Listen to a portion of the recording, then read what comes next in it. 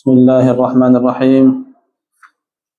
الحمد لله الذي خلق المكلفين ليعبدوه وأدر عليهم الأرزاق ليشكروه ووضح لهم الأدلة والبراهين ليعرفوه. أشهد أن لا إله إلا الله وحده لا شريك له نتمنى لقاءه ونرجوه وأشهد أن محمدا عبده ورسوله فاق الرسل من جميع الوجوه. اللهم صل وسلم وبارك وأنعم على نبينا وسيدنا محمد وعلى آله وصحبه وجميع الذين اتبعوا. اطلب العلم ولا تكسل فما أبعد الخير على أهل الكسل واحتفل للفقه في الدين ولا تشتغل عنه بمال وخول واهجر النوم وحصله فمن يعرف المطلوب يحقر ما بذل لا تقل قد ذهبت أربابه كل من سار على الدرب وصل. Tuntutlah ilmu, janganlah kita bermalas-malasan. Sungguh betapa jauh dari kebaikan orang yang bermalas-malasan. Tinggalkan tidurmu, kapailah ilmumu. Barang siapa yang mengetahui tujuannya akan meremehkan usahanya. Janganlah engkau katakan penggawa ilmu telah sirna. Barang siapa yang berjalan di atas jalannya akan sampai suatu hari. Wa ba'd. Rabbana la tuzigh qulubana ba'da idh hadaitana wa hab lana min ladunka rahmah innaka antal wahhab. Ya Allah, Tuhan kami, janganlah engkau palingkan hati kami setelah engkau berikan hidayah kepada kami. Ampunilah kami, sesungguhnya engkau maha perkasa lagi maha bijaksana. Ya muqallibal qulub, tsabbit qulubana ala dinik. Wahai zat yang maha membolak-balikkan hati, teguhkanlah hati kita di atas agamamu. Wa ya musarrifal qulub, sarrif qulubana illa ta'atik. Dan wahai zat yang maha mengatur hati, arahkanlah hati kita kepada ketaatan kepadamu. Bapak, ini adalah majelis pertama pada kitab baru mengatakan Al-Ustaz Ahfad hafizahullah ta'ala pada kajian pekanan atau bulanan. Pekanan ya, pekanan. Memang jadwalnya bulanan. Namanya apa kan? Pembatal keislaman ini ditulis oleh Syekh Muhammad bin Abdul Wahab bin Sulaiman. Beliau ambil pembatal keislaman dari Al-Quran saja. Beliau cuma ambil dari Quran saja. Beliau temukan ada 10 pembatal keislaman yang paling masyhur. Pembahasan pembatal keislaman itu sudah dari dulu di zaman dibahas sama para ulama di buku fikih. Jadi pembatal keislaman ini bukan pelajaran akidah saja, tapi pelajaran fikih juga. Di bab hukum orang-orang yang murtad. Nah itu. Di buku fikih itu ada bab khusus namanya bab fikih hukum orang-orang yang murtad. Nanti dibahas di situ apa saja penyebab kemurtadan atau penyebab pembatal keislaman. Nawaqid, insyaallah beliau Syekh Muhammad bin Abdul Wahab bin Sulaiman sebutkan 10. Kita ambil setiap pertemuan 1. Ambil permasalahan yang paling penting aja. Jadi insyaallah kitab ini selesai dalam 10 majelis atau 10 bulan. Ya, jadi 2 bulan terakhir untuk mengenapkan setahun ada tambahan untuk penyempurna dari buku ini insyaallah. Nawaqidul Islam. Nawaqid artinya pembatal. Islam artinya Islam. Islam itu terbagi menjadi 2. Pengertiannya.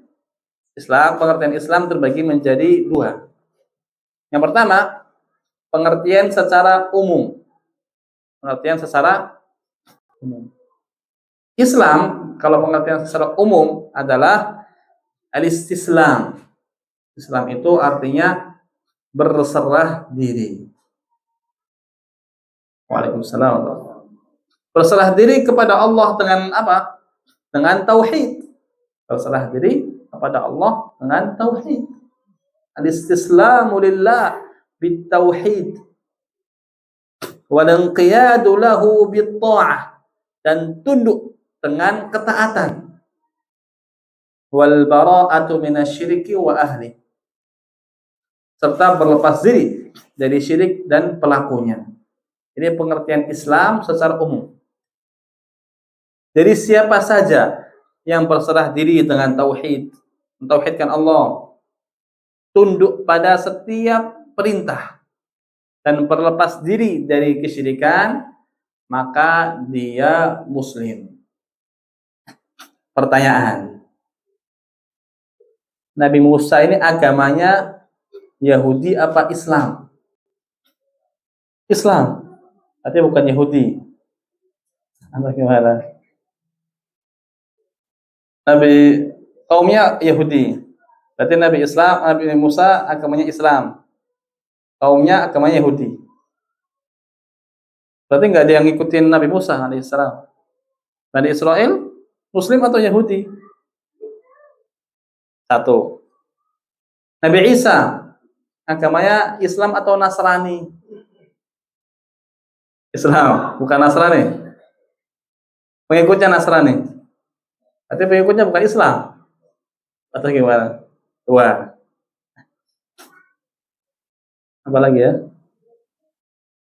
Nah, dari dua ini, contoh ambil dua kasus. Gimana kalau ditanya kayak gitu? Muslim atau enggak? Kan Islam itu agama Nabi Muhammad. Berarti sebelumnya bukan Islam. Jawabannya mereka semua beragama Islam dari sisi pengertian umum. Pengertian umum nih, segala orang yang sudah memenuhi 3 kriteria tadi, berserah diri dengan tauhid. Nabi Musa dan Bani Israel berserah diri dengan tauhid atau tidak? Iya, berserah diri dengan tauhid. Ada sebagian kasus mereka nyembah patung sapi ya, tapi Allah ampuni. Kemudian tunduk kepada perintah. Nabi Isa, Nabi Musa dan kaumnya tunduk pada perintah tidak? Tunduk pada perintah. Berlepas diri dengan kesyirikan dan pelakunya. Mereka semua pun berlepas diri dari kesyirikan dan pelakunya. Jadi mereka muslim tidak? Muslim. Dari pengertian umum. Pengertian umum mereka semua beragama Islam. Ya. Jangan sampai mau dipermainkan nanti kadang. Kadang enggak, itu bahaya. Mengerti Islam ada 2 pengertian. Pengertian umum itu tadi, berserah diri dengan tauhid, tunduk dengan ketaatan, berlepas diri dengan kesyirikan. Dan pengertian kedua adalah pengertian khusus. Pengertian khusus adalah Islam adalah agama yang dibawa oleh Nabi Muhammad sallallahu alaihi wasallam. Itu pengertian agama Islam yang khusus. Jadi agama setelah Nabi Muhammad yang tidak mau ikuti ajarannya Nabi Muhammad SAW, Islam bukan? Bukan. Setelah Nabi Muhammad datang, maka setiap agama yang tidak mau nurut kepada Nabi Muhammad SAW bukan Islam. Meskipun bersalah diri dengan tauhid, iya. Meskipun tunduk dengan ketaatan, iya. Meskipun berlepas diri dengan kesyirikan, iya. Kok bisa? Ada agama Yahudi di Madinah. Mereka semua itu orang-orang yang bertauhid kepada Allah. Tauhid. Tapi kenapa mereka tidak masuk Islam? Kenapa?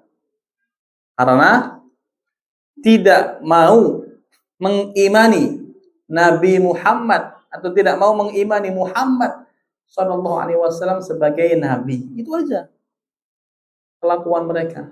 Hasad sama Nabi Muhammad sallallahu alaihi wasallam.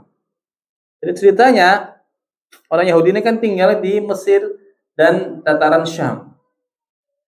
Kemudian mereka baca di kitab Taurat itu, kalau ada nabi terakhir lagi yang datang di negeri Arab. Akhirnya mereka semua hijrah ke pulau Arab itu. Supaya mereka menyinggahi dua tempat, Yathrib yang sekarang kota Madinah dan Khaybar, pusatnya gembongnya Yahudi situ. Nah, Madinah diusir sama Nabi SAW, kumpul di Khaybar semua. Kenapa mereka sampai hijrah jauh-jauh dari Syam ke Jazirah Arab? Kira-kira kenapa? Agar harapan mereka Nabi terakhir ini lahir dari kalangan Bani Israel lagi. Ya kan? Supaya Nabi itu dari keturunan mereka lagi, Bani Israel. Bani Israel itu punya banyak Nabi, sangat banyak. Nabi Yusuf, Nabi Yakub, keturunannya, Nabi Isa, Nabi Yusuf, Nabi Yahya, Zakaria alaihissalam, semua Bani Israel. Nah, mereka mau ambil juga Nabi terakhir dari Bani Israel. Dan ketika Nabi terakhir yang diutus adalah dari kalangan bangsa Arab, yaitu keturunannya Nabi Ismail, bukan keturunan Nabi Ishak. Hasad mereka, tidak mau beriman kepada Nabi Muhammad SAW. Ini Islam secara khusus, yaitu agama yang dibawa oleh Nabi Muhammad SAW. Nabi SAW bersabda, "Walladzi nafsu Muhammadin biyadihi," demi zat yang jiwa Muhammad berada di tangannya, "la yasma'u bi min hadhil ummati yahudiyyun wala nasrani thumma lam yu'min billadzi ursiltu bihi illa kana min ashabin nar." Tidak ada seorang pun dari Yahudi ataupun Nasrani mendengar diriku diutus kemudian tidak beriman dengan ajaranku, kata Nabi Muhammad SAW, kecuali dia termasuk penghuni neraka. Berarti Islam tidak? Tidak. Yang tidak beriman dengan Nabi Muhammad SAW, tidak beriman dengan ajaran Nabi Muhammad SAW, bukan Islam.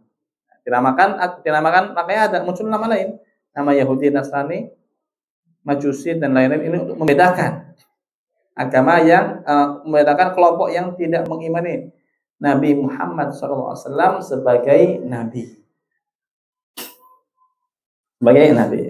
Ada sampai sekarang pun ada nih orang-orang Yahudi ekstrim yang mereka ini mereka mentauhidkan Allah, tauhid mereka, berlepas diri dari kesyirikan, tapi masih tidak mau mengimani Muhammad SAW sebagai Nabi. Mereka masih pakai agama Nabi Musa, masih pakai kitab Taurat. Padahal ketika Quran sudah diturunkan, Islam sudah diutus oleh Nabi Muhammad SAW, agama Islam ini, agama Nabi Muhammad ini menghapus seluruh ajaran umat Islam, menghapus seluruh ajaran terdahulu. Oke lah kalau zaman dahulu setiap agama, setiap nabi diutus untuk kaumnya sendiri. Makanya ada banyak agama Islam, ada banyak agama Islam zaman dahulu. Seperti Nabi Ibrahim diutus di kalangan Syam. Ya, berarti penduduk Syam beriman atau beragama dengan agama Nabi Ibrahim, dan itu Islam. Daerah lain, Nabi Lut diutus di tempat daerah namanya Sodomi. Daerah mana ya, lupa. Laut Merah itu, Laut Mati, Jazirah Arab kayaknya. Maka kaum itu agama Islam, agamanya dibawa Nabi Lut, agama Islam. Versinya Nabi Lut alaihissalam. Nabi Ibrahim pun masih hidup waktu itu, punya bawa agama Islam pula, versi Nabi Ibrahim. Jadi zaman dahulu agama Islam tidak menghapus ajaran yang lain, nggak menghapus. Makanya sebelum diutus Nabi Muhammad SAW ada agama Islam di daerah Syam, yaitu ajaran Nabi Isa alaihissalam, masih ada sisa-sisanya. Nabi Isa di Syam. Jazirah Arab masih ada agama Islam pula, sisa-sisa ajarannya Nabi Ibrahim alaihissalam. Daerah lain ada agama Nabi Musa, sisa ajaran Nabi Musa. Ini mereka semua Islam. Nggak bisa saling menghapus ajaran yang lain. Namun ketika Nabi Muhammad SAW sudah diutus, agama Islam ini menghapus semua ajaran Islam sebelumnya. Semuanya sebelumnya agama Islam. Ajaran Nabi Isa, Nabi Musa, ajaran Nabi Daud, ajaran Nabi Ibrahim, semuanya Islam. Namun ketika Nabi Muhammad SAW telah diutus, maka agama Islam, agama Nabi Muhammad SAW menghapus semua agama Islam sebelumnya. Ini maksudnya itu. Maksudnya pengertian Islam secara khusus. Nabi SAW pernah bersabda tentang ketika Nabi Isa turun di akhir zaman. Nabi Muhammad beliau bersabda yang maknanya, wa ma yudrik ma wasi'a illa an yattabi'ani. Nabi Isa ketika turun, dia tidak punya leluasa kecuali ikut ajaran aku. Ya, Nabi Isa pun ketika turun di akhir zaman ikut ajaran Nabi Muhammad SAW. Umar bin Khattab ketika megang Taurat, lembaran-lembaran Taurat, Nabi SAW marah. Tinggalkan itu ya Ibn Khattab, wahai putra Khattab. Demi Allah, sesungguhnya kalau Musa sekarang masih hidup, dia tidak punya leluasa kecuali untuk ikut ajaran aku. Kelas Nabi ini. Kelas Nabi kalau masih hidup di zaman Nabi Muhammad SAW, tidak ada keluasan kecuali untuk ikut agama Nabi Muhammad SAW. Itu pengertian Islam secara khusus. Jadi Islam punya dua pengertian, pengertian umum dan pengertian khusus. Pembatal Islam pertama. Syekh Muhammad rahimahullah taala berkata, "I'lam anna nawaqidul islami 10. Ketahuilah bahwa sesungguhnya pembatal keislaman itu jumlahnya 10. Pertanyaannya, apakah pembatal keislaman jumlahnya hanya 10 atau lebih dari 10? Jawabannya lebih dari 10 atau 10 saja? Jawabannya lebih dari 10. Banyak sekali. Namun Syekh Muhammad ini hanya menyebutkan 10 pembatal keislaman saja. Kenapa? Karena dengan angka itu sesuatu mudah dihafal dan dikenali.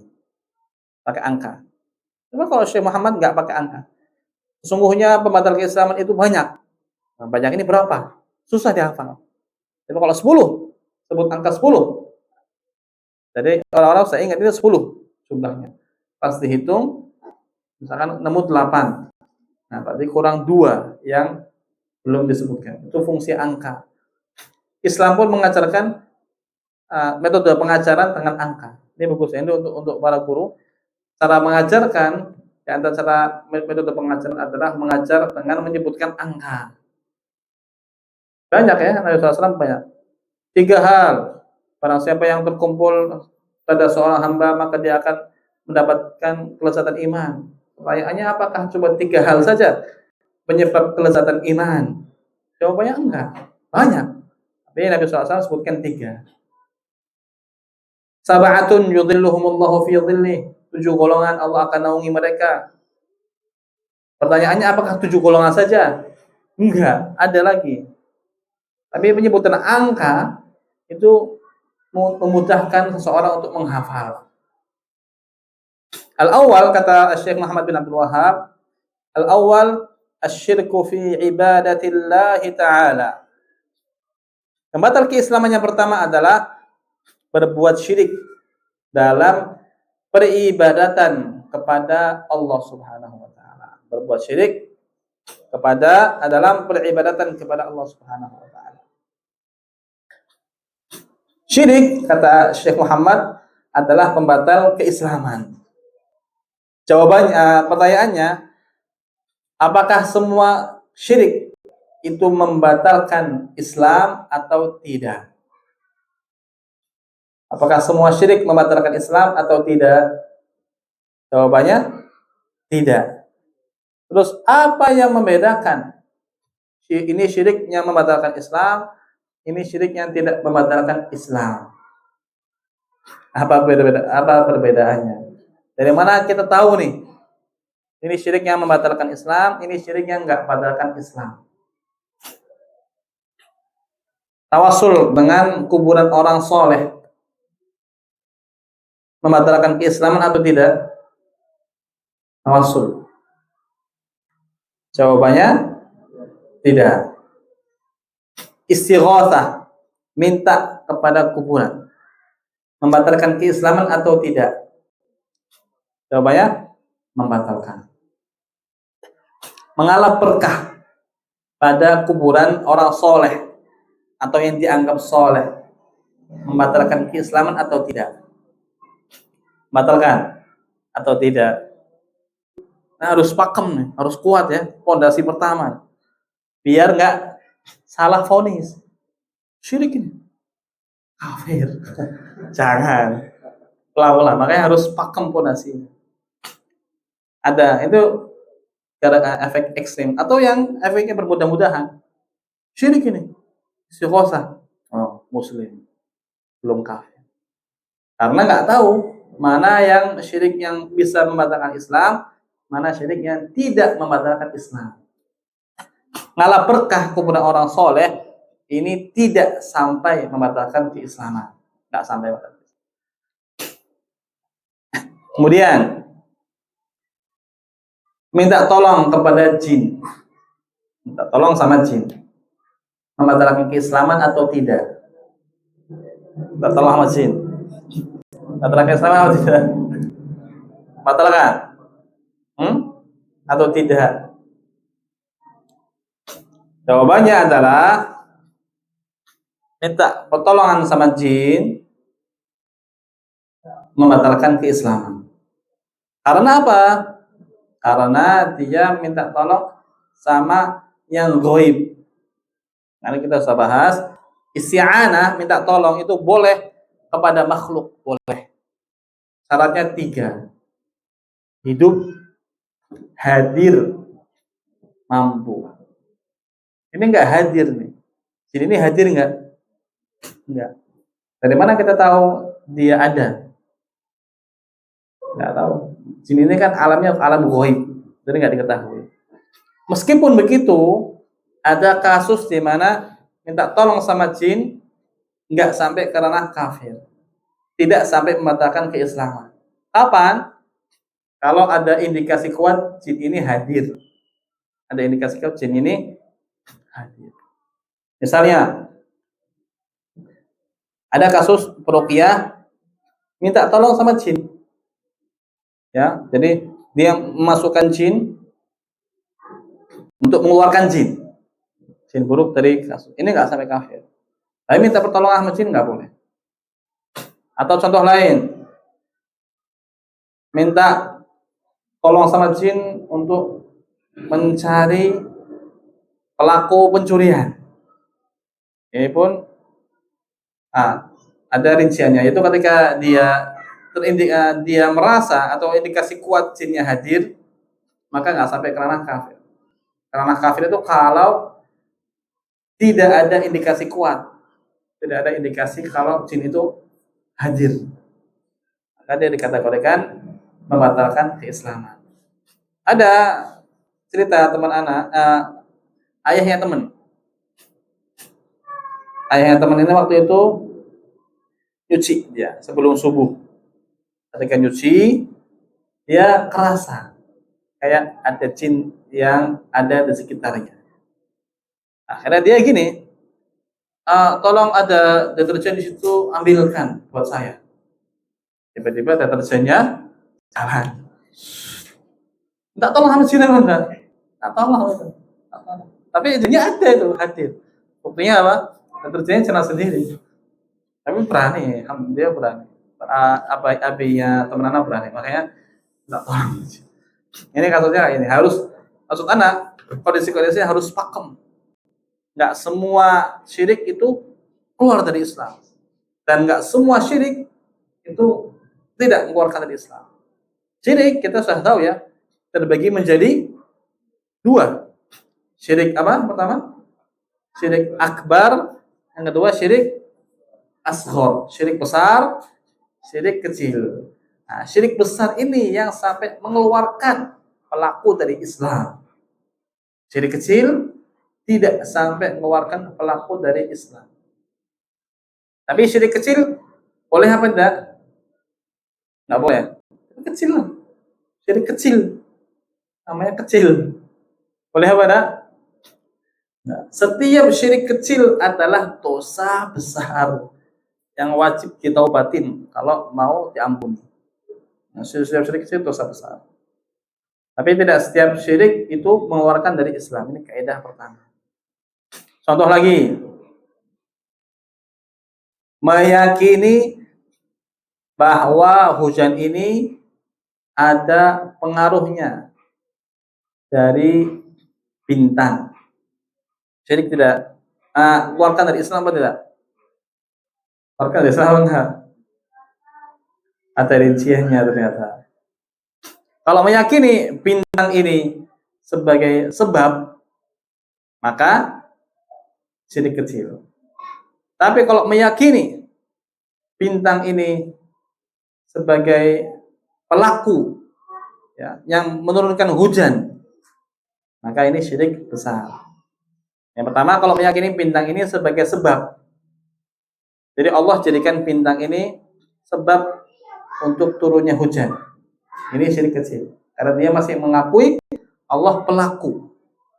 Tapi menisbatkan sebab hujan kepada bintang. Percaya kepada bintang, Scorpio, Leon, apalagi itu? Sagittarius. Sagittarius. Makanan payung sama apa? Ya, percaya sama itu. Keluarkan dari Islam apa tidak? Percaya sama hal itu keluarkan dari Islam apa tidak? Enggak, keluar. Harus pakem. Jawabannya adalah ada rincian. Semua ada rinciannya. Kalau meyakini bintang-bintang itu adalah sebab, tapi tetap meyakini Allah lah pelaku, maka syirik kecil. Tapi kalau meyakini bintang ini yang mengatur nasib masa depan, pelakunya yang mengatur nasib ini bintang ini, syirik besar. Sekarang yang beredar dalam masyarakat, apa keyakinan mereka? Keyakinan mereka apa biasanya? Misalnya ketika orang ketemuan, kadang orang tanya, bintangmu apa? Ya. Scorpio. Oh, berarti kamu cocoknya jadi saudagar. Jadi keyakinan kayak itu apa dia? Yang berkembang di masyarakat. Sayangnya yang berkembang adalah bintang ini sebagai pelaku. Auzubillah, bahaya. Ini soal lain. Apakah setiap yang melakukan kesyirikan otomatis keluar dari Islam atau enggak? Tidak. Berarti enggak keluar dari Islam. Atau otomatis keluar dari Islam. Harus pakam ya. Harus pakam ini. Harus kuat. Pondasinya harus kokoh. Jawabannya adalah ada rinciannya. Semua ada rinciannya ya. Jawabannya adalah ini masuk ke bab vonis ya. Kalau vonis. Tadi kita bahas perbuatan. Kalau kita katakan perbuatannya syirik besar, iya, harus yakin ini perbuatan syirik besar. Tapi kalau mengeluarkan orang Islam dari Islam, ini butuh dua hal. Yang pertama butuh menegakkan hujjah. Karena nggak tahu. Harus ditegakkan hujjah. Dia tahu nggak? Harus diajari dulu. Yang kedua, harus dihilangkan penghalang kufurnya dia. Penghalang kufur apa? Banyak. Yang pertama itu kejahilan. Kalau orang tidak tahu, jahil, kalau perbuatan ini syirik besar, maka nggak sampai kafir, nggak boleh dikeluarkan dari Islam. Jahil, karena nggak tahu, jahil. Atau terpaksa. Ada orang melakukan kesyirikan ini terpaksa. Karena kalau tidak melakukan, dia akan dibunuh atau keluarganya akan dibunuh. Nah, kalau sudah tahu terpaksa, maka dia kafir apa tidak? Tidak, nggak keluar dari Islam. Atau lupa. Dia ketika dilakukan lupa. Nah, lupa pun tidak sampai mengeluarkan dari Islam. Ada rinciannya, panjang. Ini pembahasannya lain hal, itu bab vonis kafir. Bab vonis ini, ingat ya, harus ditegakkan dua. Iqamatul hujjah, menegakkan hujjah, dan menghilangkan semua penghalang kekufuran. Siapa yang berhak melakukan ini? Yang berhak iqamatul hujjah dan menghilangkan penghalang, yang berhak melakukan ini adalah para ulama saja. Makanya vonis kita serahkan ke ulama atau asatidzah kibar. Kalau ustadz kita bilang ini keluar dari Islam, ya sudah kita ikut. Jadi kalau ustadz kita bilang atau ulama kita bilang ini belum keluar dari Islam, ya sudah kita ikut. Kasusnya misalnya kasus yang viral ya, Ade Hermano. Ade Hermanto apa Hermano? Itulah. Hah? Ade Hermanto, lupa namanya. Armando ya. Ade Armando. Dia mengatakan kalau dalil sholat 5 waktu itu tidak ada dalam Quran. Dia nggak ngomong kayak itu. Dalil sholat 5 waktu tidak ada dalam Quran. Omongan ini mengeluarkan dari Islam apa tidak? Nah ini fokus kayak ini, yang melakukan adalah ustaz kibar atau ulama. Fokus omongan kayak ini nggak sampai keluar dari Islam, nggak sampai, tidak sampai mengeluarkan dari Islam. Ya karena bahlul aja, nggak tahu, butuh lah. Dalil sholat 5 waktu dalam Quran banyak, ada 3 atau 4. Di antaranya firman Allah Subhanahu wa taala, "Aqimis sholata tarafayil lail." Aqimis sholata tarafayin nahari wa zulafan minal lail. Innal hasanati yudhibnas sayyi'at. Dzalika dzikra lidzakirin. Tegakkanlah salat di penghujung 2 waktu siang. Wa zulafan minal lail, dan pada potongan-potongan malam. Ujung siang ini maksudnya sholat zuhur dan sholat asar. Potongan-potongan malam maksudnya sholat maghrib dan sholat isya. Quran al-fajr dalam ayat yang lain. Dan Qur'annya waktu fajar, yaitu sholat subuh. Banyak dalil yang menjelaskan bahwa sholat 5 waktu, sholat itu 5 waktu. Ada firman Allah SWT juga mengatakan inna sholata kanat 'alal mu'minina kitaban mawquta. Sungguhnya sholat diwajibkan untuk orang-orang beriman pada waktu-waktu tertentu. Ini isyarat kalau sholat itu punya waktu tertentu. Belum lagi isyarat Quran untuk perintah untuk ikuti perkataan Nabi. Dan perkataan Nabi sudah sangat gamblang ya, terkait pembahasan sholat 5 waktu. Maksud Anda adalah ini pembahasan syirik sering terulang, tapi banyak dari kita pun ternyata masih belum pakem, belum kokoh dalam pembahasan syirik ini. Kita jelaskan sekarang aja. Syirik kecil itu kaidahnya 3. Ya, kaidah syirik kecil 3. Yang pertama adalah menisbatkan sebab yang Allah tidak jadikan sebab. Ini syirik kecil. Menisbatkan sebab pada sesuatu yang Allah tidak jadikannya sebab. tidak sebab syar'i, tidak pula sebab alam. Contohnya kita mengatakan itu sebab turunnya hujan adalah munculnya bintang Soraya. Sebab turunnya hujan adalah munculnya bintang Soraya. Ini syirik kecil. Tapi kalau keyakinan seseorang mengatakan bintang Soraya adalah yang menurunkan hujan, ini lain cerita. Kalau bintang Soraya yang menurunkan hujan, ini syirik besar. Karena dia sudah meyakini bintang Soraya ini pelaku, pengatur waktu turunnya hujan. Ini syirik besar. Pertama, menjadikan sebab yang Allah tidak jadikan dirinya sebab. Tapi kalau kita katakan obat ini adalah sebab kesembuhan, boleh tidak? Obat Panadol sebab sembuhnya penyakit pusing. Pusing minum Panadol. Boleh tidak ngomongin kayak gini?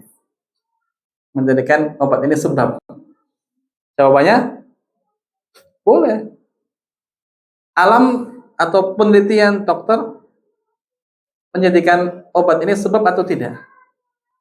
Jadikan sebab.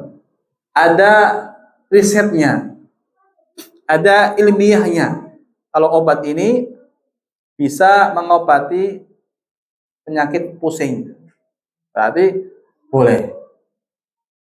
Yang tidak boleh adalah menisbatkan sebab yang Allah tidak jadikan sebab. Dalam dalil ini bukan sebab. Dalam kajian ilmiah pun ini bukan sebab. Itu syirik kecil. Sebab ya. Contoh lain, gelang kesehatan. Gelang kesehatan ini sering ramai itu. Orang yang pakai gelang kesehatan, syirik besar atau syirik kecil? Syirik besar atau syirik kecil? Kecil. Jawabannya ingat apa? Ada rinciannya, Tapi kalau orang mengatakan gelang ini sebab kesembuhan, gelang ini yang aku pakai ini adalah sebab kesembuhan, boleh nggak dia katakan kayak gitu? Boleh. Berarti nggak syirik atau syirik? Bergantung penelitiannya. Ada nggak nih penelitian ilmiah nih yang mengatakan gelang ini mengobati penyakit? Kalau ada, terbukti secara riset dan ilmiah, berarti perkataan itu boleh. Karena Allah jadikan gelang ini sebab alam kesembuhan. Boleh. Ada risetnya ya, dan terbukti ilmiah.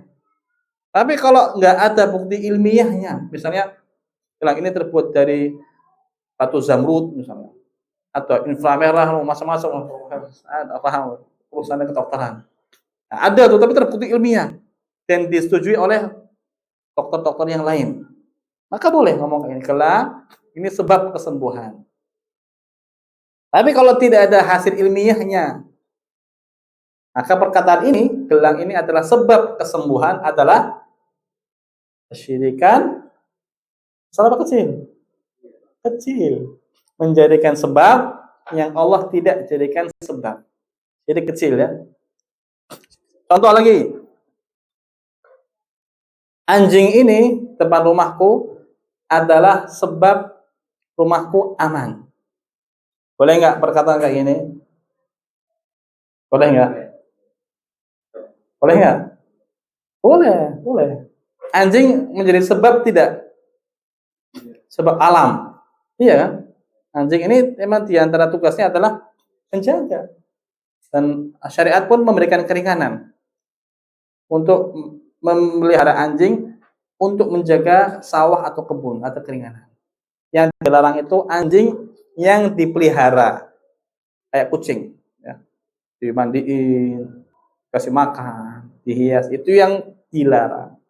Tapi kalau ada keperluan untuk menjaga, itu syariat ada keringanan dalam. Nah, mengatakan anjing ini sebab apa? Sebab apa namanya? Sebab rumahku aman.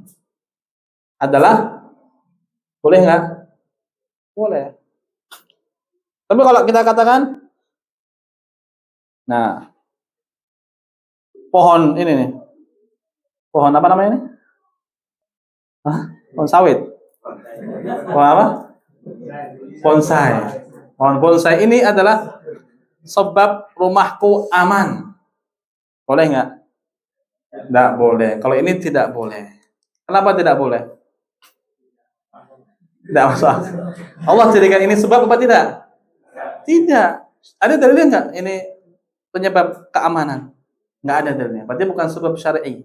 Ada risetnya nggak? Kata ilmiahnya kalau ini penyebab keamanan? Tidak. Maka syirik kecil. Karena meyakini ini sebab. Nah, kalau meyakini ini pelaku yang menjaga rumah ini, pindah ke syirik besar. Paham ya? Kondisi pertama. Contoh lain, kucing Hello Kitty itu ya, yang tangannya tuh, kucing Cina tuh. Itu kan kata mereka, menarik pelanggan, melarisi toko. Boleh enggak? Atau gini, orang yang mengatakan kucing ini sebab untuk larisnya toko. Syirik atau tidak? Syirik. Kenapa syirik? Karena menjadikan sebab pada yang Allah tidak jadikan sebab. Ini bukan sebab. Nggak ada dalilnya. Kucing meong ini menarik pelanggan. Nggak ada satu. Berarti nggak ada dalil syar'i. Nggak ada riset ilmiahnya juga. Kalau kucing ini menarik pelanggan. Atau misalnya lagi apa? Banyak ya, kasusnya sangat banyak. Contoh lain misalnya apa lagi ya? Yang pertama itu misalnya ini cukup ya. Pertama, kaidah syirik kecil adalah menjadikan sebab pada hal yang tidak Allah jadikan sebab, tidak sebab syar'i ataupun sebab qauli. Contoh. Sedekah adalah sebab dilapangkannya rezeki. Boleh nggak omongan kayak ini? Boleh. Kenapa boleh? Apakah benar sedekah ini sebab? Jawabannya ada dalilnya. Apakah setiap yang ada dalilnya itu boleh? Jawabannya tidak. Harus dalil yang sahih. Dalilnya palsu tidak boleh. Tukang terong itu pakai hadis juga. Al-badinjan syifa'un min kulli da. Terong adalah obat segala penyakit. Hadis itu. Tapi hadis sahih apa tidak? Tidak. Maka mengatakan terong sebab kesembuhan segala penyakit boleh tidak? Enggak. Boleh tidak? Ada nggak riset ilmiah ini? Terong ini obat segala penyakit. Obat lapar ya. Obat lapar. Obat segala penyakit enggak ada. Maka menisbatkan obat kesembuhan dari segala penyakit pada terong adalah syirik. Contoh lain. Sedekah tadi boleh ya? Boleh, iya. Dalilnya banyak. Dalilnya sangat. Mathalul mu'minin mathalul ladzina yunfiquna amwalahum fi sabilillah. Permisalan orang-orang yang menginfakkan hartanya di jalan Allah seperti satu buah yang kemudian berkembang jadi 700 satu biji yang kemudian berkembang jadi 700. Jadi dalilnya sangat banyak. Contoh lain. Ruqyah. Ruqyah adalah sebab setan ini keluar dari tubuh. Sebab hilangnya kesurupan. Boleh atau tidak? Mengatakan kayak gini. Boleh. Ada dalilnya enggak? Nah, ada dalilnya itu tuh. Satu, tanyakan dulu ada dalilnya apa tidak. Kalau sudah ada dalilnya, jangan langsung percaya. Tanyakan lagi. Dalilnya sahih atau tidak. Minimal hasan. Sahih atau tidak. Kalau sahih, sudah percaya? Jangan dulu. Tanyakan yang ketiga. Yang memahami seperti ini siapa? Jadi, apakah dalil ini sah untuk dijadikan pendalilan? Ada dalil, ada pendalilan. Dalilnya ada sahih. Lihat tata cara pendalilannya. Karena tidak setiap dalil sahih pendalilannya sahih. Enggak setiap. Ada orang misalkan kiai ngomong sholat itu harus berbicara, harus bersuara. Dalilnya adalah sabda Nabi SAW, hadisnya sahih. Ada dalilnya nih. Tapi dalilnya apa? Misalkan dia ngomong, "Shallu kama ra'aitumuni usolli." Lihat nih, Nabi mengatakan, "Kama ra'aitumuni." Muni. Berarti sholat itu harus muni. Dalilnya sahih apa tidak? Sahih. Pendalilannya sahih apa tidak? Enggak. So, Nabi ngomong bahasa Jawa. Muni. Usolli. Tidak boleh. Harus dicek ya. Cek dalilnya, cek kesahihan dalilnya, cek kesahihan pendalilannya. Karena tidak setiap dalil sahih mereka pendalilannya sahih. Anak pernah dengar lagi ada seorang kiai pernah ngomong kayak gini, Islam itu harus berlemah lembut. Ini bagus. Oke lah, habis ini oke. Dalilnya adalah firman Allah Subhanahu wa taala, "Wal yatalaqqaf wa la yusy'iranna bikum ahada."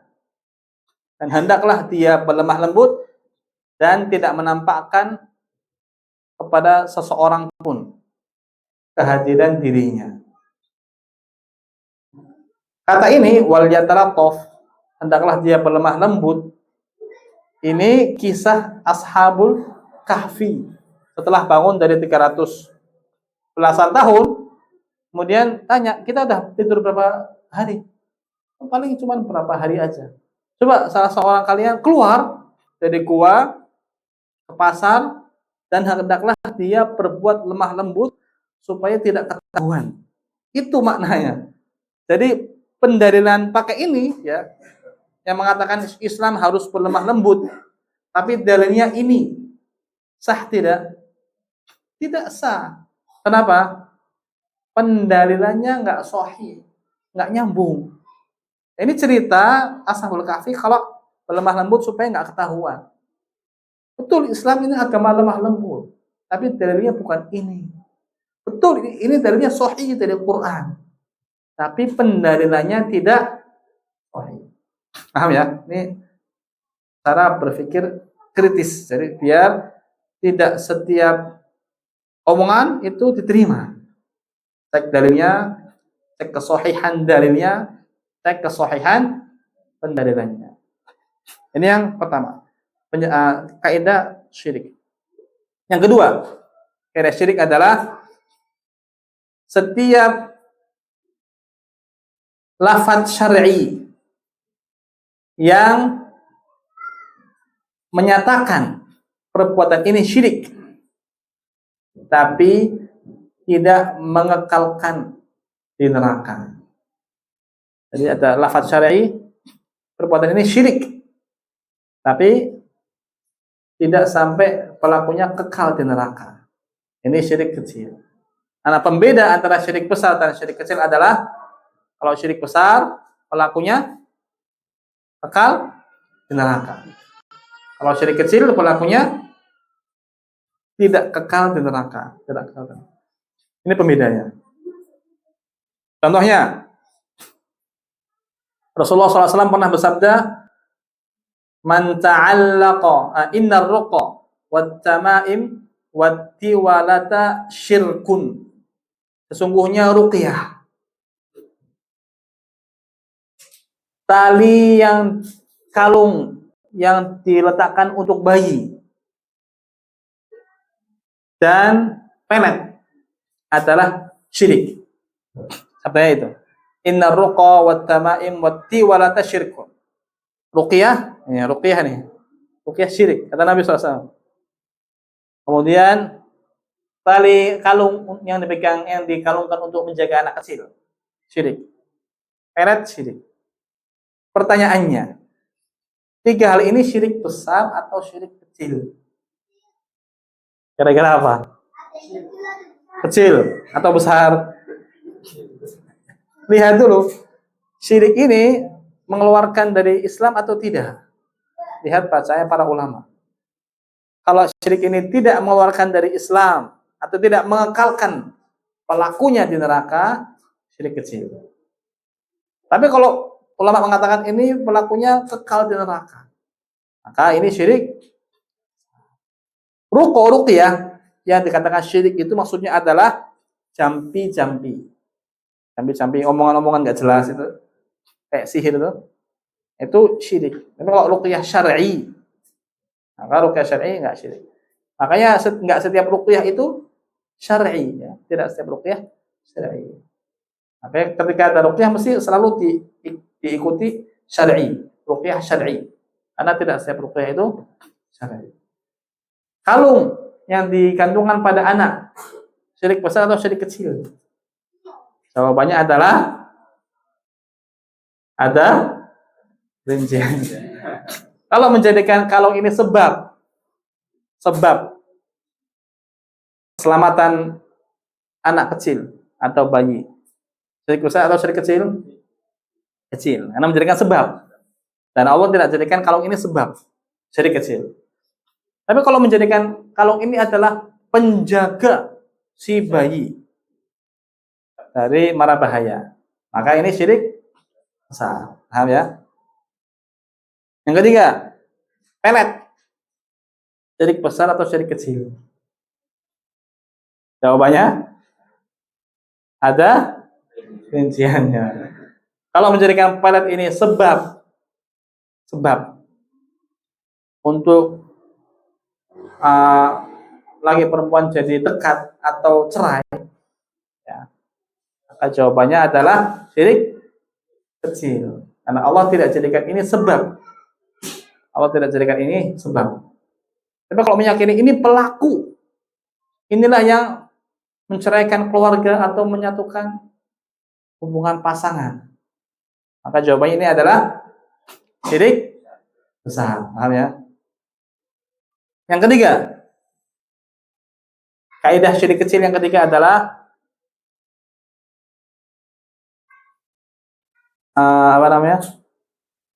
iltifat, lirikan hati kepada sebab, itu pun syirik kecil. Lirikan hati kepada sebab, syirik kecil. Jadi ketika ada porsi hati ini bersandar kepada sebab, kepada sebab, ini kesyirikan, ini bahaya. Dan terus terang banyak dari kita masih terjatuh pada kondisi ini, bersandarnya kepada sebab. Betul, dia tawakal sama Allah sudah, tapi ada lirikan hati, bersandarnya hati kepada sebab. Ini pun syirik kecil, bahaya. Syirik kecil, ingat, syirik kecil adalah dosa besar. Yang harus ditaubati. Contohnya ada pengumuman dari presiden kalau tahun ini adalah tahun krisis. Biasanya yang terlintas dalam pikiran kita adalah apa? Manajemen gaji, ya Bang. Manajemen gaji, hitung pemasukan dan pengeluaran. Hati ada sedikit ketergantungan kepada pemasukan, kepada gaji. Ini kata para ulama syirik kecil, berbahaya. Hati tidak boleh ada ketergantungan sedikit pun kepada sebab. Hati 100% harus bergantung kepada Allah saja. Betul kita melakukan sebab, betul. Beramal, kerja, betul. Tapi hati tidak boleh ada lirikan ke sebab. Ini yang membuat perbuatan itu jadi syirik. Nah, kebanyakan kita, naudzubillah, nasallallahu masih terjatuh pada lirikan-lirikan hati ini kepada sebab. Ketika tidak punya uang, apa yang terlintas dalam pikiran? Apakah doa dulu, langsung bersandar kepada Allah? Atau cari utangan saja? Cari utangan, cari kerjaan dulu, hubungi kawan-kawan. Nah itu kan, karena ada ketergantungan sama sebab. Hati ini ketergantungan sama sebab, bahaya. Ini syirik kecil. Jadi ada iltifat, dirikan hati kepada sebab. Contoh lagi, ini sering nih. Sakit. Ketika sakit, apa yang terlintas pertama kali dalam hati? Obat biasanya, ya kan? Bahaya. Ini pun kesyirikan kecil. Ketika terlintas ketergantungan kepada obat, apalagi kalau ada ketergantungan sama obat, orang-orang biasanya bilang kayak gini, ini obat mandi, ya sering. Oh ini obat mandi, ya, kalau aku cocok, sama aku cocok, cukup. Nah ini bahaya nih. Ini ada ketergantungan pada obat, meskipun kecil ya, meskipun dia tetap berkeyakinan Allah ini sebagai penyembuh, tapi ada ketergantungan nih sama sebab. Ini bahaya. Kesyirikan. Kecil ya, meskipun kecil, tapi kecil jangan dianggap remeh, kecil dosa besar. Jadi kecil adalah dosa besar. Atau ketergantungan sama dokter. Anakku loro, anakku sakit, mesti kalau dokter fulan. Nah, dokter fulan cocok. Ketergantungan sama sebab. Berbahaya pada akidah, ada ketauhidan. Contoh lain, ketergantungan sama gaji, bahaya juga. Ketergantungan rezeki sama gaji, pendapatan, pelanggan, customer, ini bahaya. Ini ketergantungan hati kepada sebab, ini kesyirikan kecil kata para ulama. Makanya harus dihapus. Ya boleh dia berbuat baik sama lembaga, sama pekerjaannya dia, sama customer, pelanggan, boleh, silahkan. Nah, yang nggak boleh itu apa? Hati nih, ketergantungan hati nggak boleh. Harus mutlak sama Allah Subhanahu wa Ta'ala. Jadi yang dilakukan oleh orang yang bertauhid adalah ketika dia ditimpa sakit, dia langsung hatinya bergantung sama Allah, langsung berdoa, Allahumma shfini, ya Allah, sembuhkanlah diriku. Ini yang harus ditanam. Dirikan pertama itu harus kepada Tuhannya, jangan kepada sebab. Full, murni bergantung kepada Allah SWT. Ketika ditimpa musibah atau uangnya habis, uang gaji atau pendapatan habis, dia bergantung sama Allah langsung. Ya Allah, cukupkanlah diriku. Allahumma kfini bihalalika an haramik. Ya Allah, cukupkanlah diriku dengan yang halal darimu. Wa aghnini bifadlika amman siwak. Perkaya diriku dengan karuniamu. Doa sama Allah. Artinya bergantung sama Allah SWT. Nggak bergantung sama keuangan. Makanya kadang ya, manajemen keuangan itu ya penting. Mengatur pemasukan pengeluaran. Nah, tapi terkadang hal ini yang menyebabkan seseorang itu akhirnya bergantung kepada sebab. Dan bergantung kepada sebab adalah salah satu kesyirikan kecil, meskipun dan kesyirikan ini banyak dilakukan oleh manusia. Ini kaidah ketiga. Ada keempat ya, tanda atau sandar syirik kecil, yaitu setiap wasilah menuju syirik besar adalah syirik kecil. Setiap wasilah pengantar kepada syirik besar adalah syirik kecil. Meskipun tidak semua wasilah itu syirik kecil. Contohnya, tawasul kepada kuburan Nabi. Tawasul itu adalah minta sama Allah. Mintanya sama Allah. Tapi wasilahnya itu kuburan. Wasilahnya itu orang soleh yang sudah mati. Syirik tidak? Nah, lihatlah, dia mengantarkan kepada syirik besar apa tidak? Mengantarkan kepada syirik besar. Mengantarkan kepada istighosah. Minta langsung sama kuburan. Nah, ketika ini mengantarkan kepada syirik besar, maka perbuatan ini syirik ngalap kuburan. Ya, bukan ngelap ya. Ngelap itu kasih kebersihan. Ngalap kuburan. Lulus-lulus kuburannya, tempelkan mukanya, tempelkan di bayinya, kuburan orang soleh atau yang dianggap soleh. Syirik tidak? Syirik. Besar atau kecil? Kecil. Kecil. Karena apa? Karena pelaku ini tidak syirik kecil. Kenapa dinamakan syirik?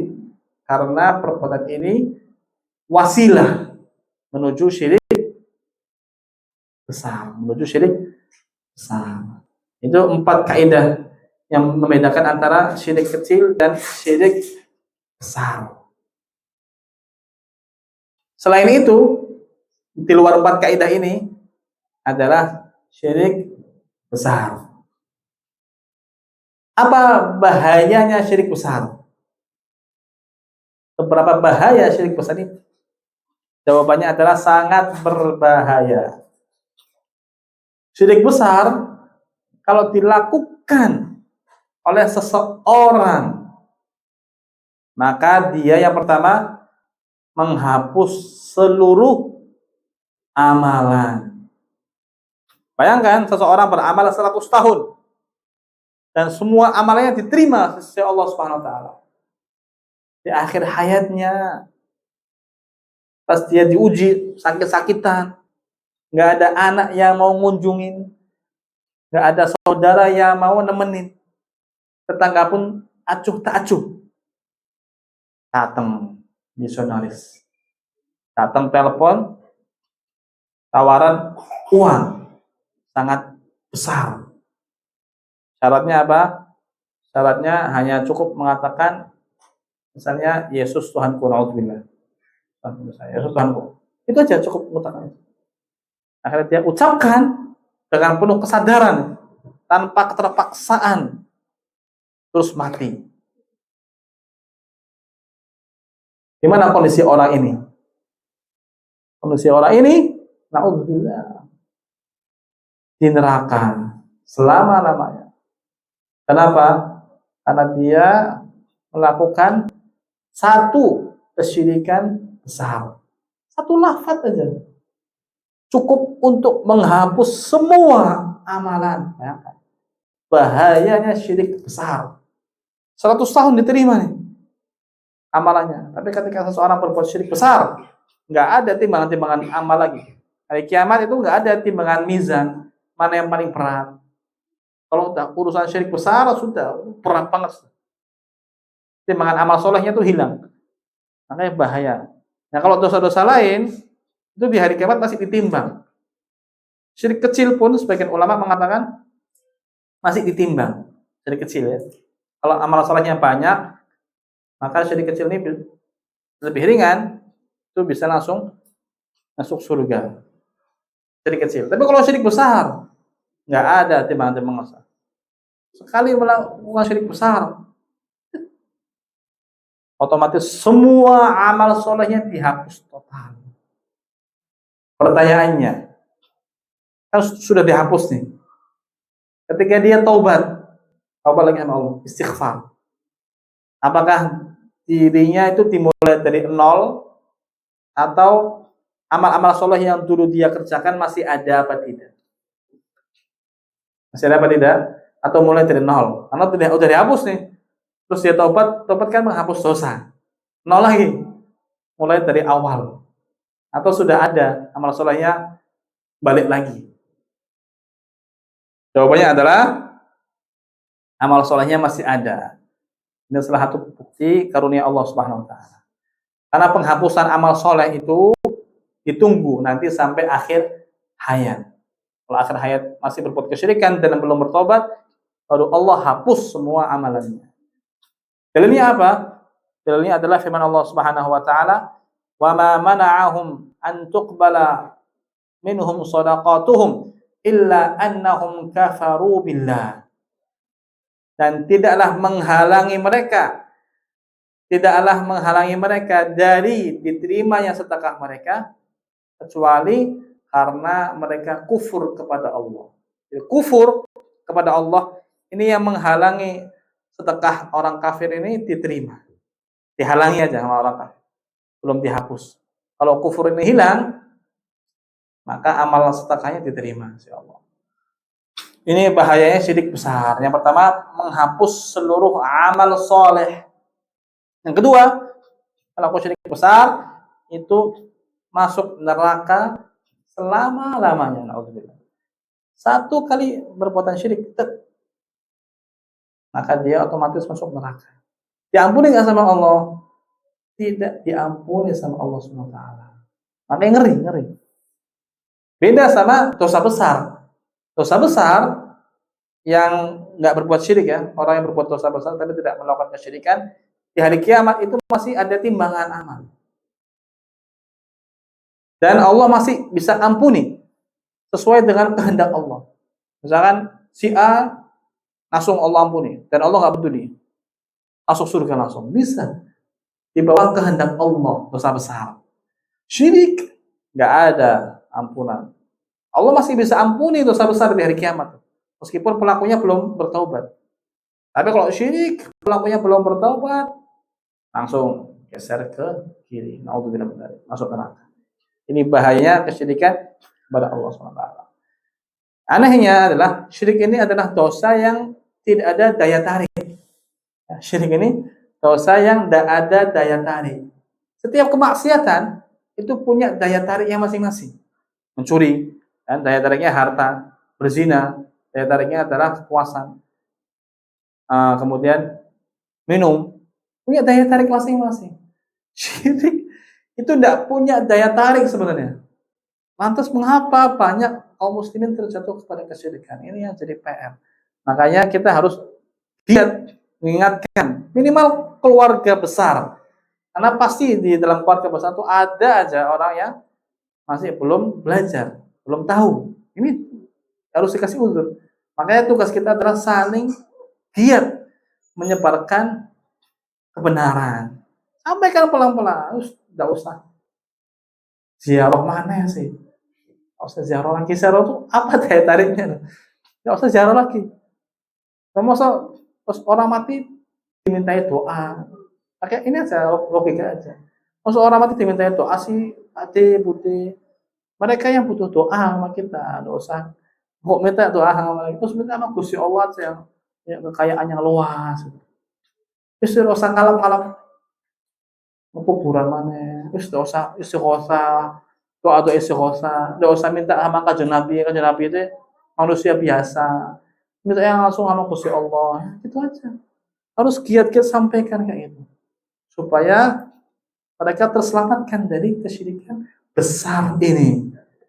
Agar mereka semua selamat dan kita pun juga harus waspada agar kita juga bisa selamat dari kesyirikan besar ini.